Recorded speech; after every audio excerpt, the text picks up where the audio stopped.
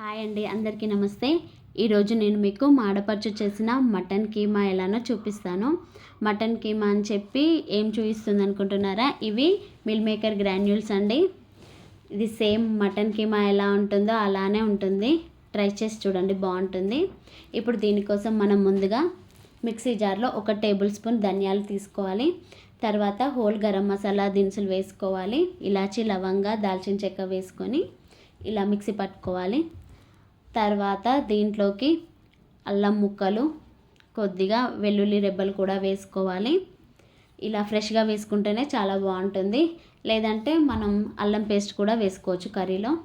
తర్వాత దీంట్లో కొద్దిగా పుదీనా ఆకులు, కొద్దిగా కొత్తిమీర కూడా వేసుకోవాలి. తర్వాత 2 పెద్ద సైజు టమాటాలని కట్ చేసుకొని వేసుకోవాలి.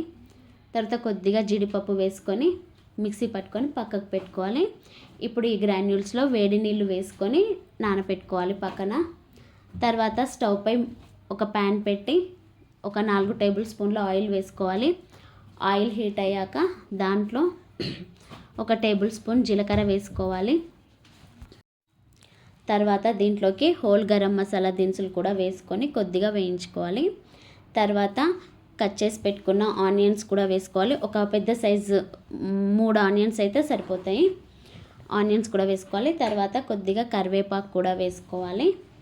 తర్వాత 1 టేబుల్ స్పూన్ సాల్ట్ కూడా వేసుకొని బాగా కలుపుకోవాలి. ఇది చాలా బాగుంటుందండి, తప్పకుండా ట్రై చేయండి. సేమ్ మటన్ కీమా ఎలా ఉంటుందో కర్రీ అలానే ఉంటుంది. తర్వాత మనం నానబెట్టుకొని ఉంచుకున్న మిల్ మేకర్ని వడకట్టుకొని పక్కకు పెట్టుకోవాలి. తర్వాత ఇప్పుడు ప్యాన్లో 1/2 టేబుల్ స్పూన్ పసుపు కూడా వేసుకోవాలి. వేసుకొని ఒకసారి బాగా కలుపుకోవాలండి. తర్వాత దీంట్లో మనం మిక్సీ పట్టి పెట్టుకున్న మసాలాని కూడా వేసుకొని పచ్చి వాసన పోయే వరకు బాగా ఫ్రై చేసుకోవాలి. ఈ మిల్ మేకర్ కర్రీ మనకి చపాతీలోకి కానీ అన్నంలోకి కానీ చాలా బాగుంటుంది. సేమ్ మటన్ కీమా కర్రీ ఎలా ఉంటుందో అలానే ఉంటుంది. తర్వాత దీంట్లోకి ఒకసారి టేస్ట్ చూసుకొని మరొకసారి సాల్ట్ కానీ వేసుకోవాలి.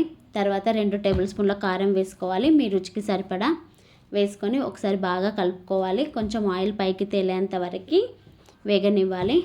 తర్వాత మనం వడకట్టి పెట్టుకున్న మిల్ మేకర్ని కూడా వేసుకొని బాగా కలుపుకోవాలి.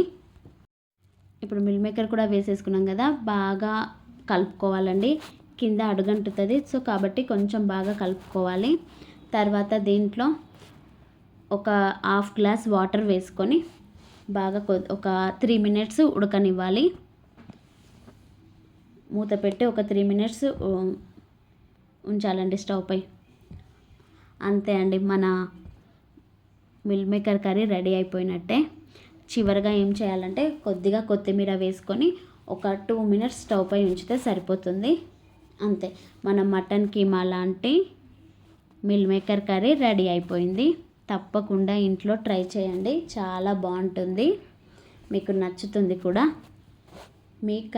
నేను లాస్ట్ ఇది టేస్ట్ కూడా చూశాను, చాలా బాగుంది. మీకు కనుక ఈ వీడియో నచ్చినట్లయితే please like and subscribe. Please follow for more. ఇంకా లాస్ట్ చివరగా ఒక మాట, మాడపరుచు ఒక మంచి మాట చెప్పారు.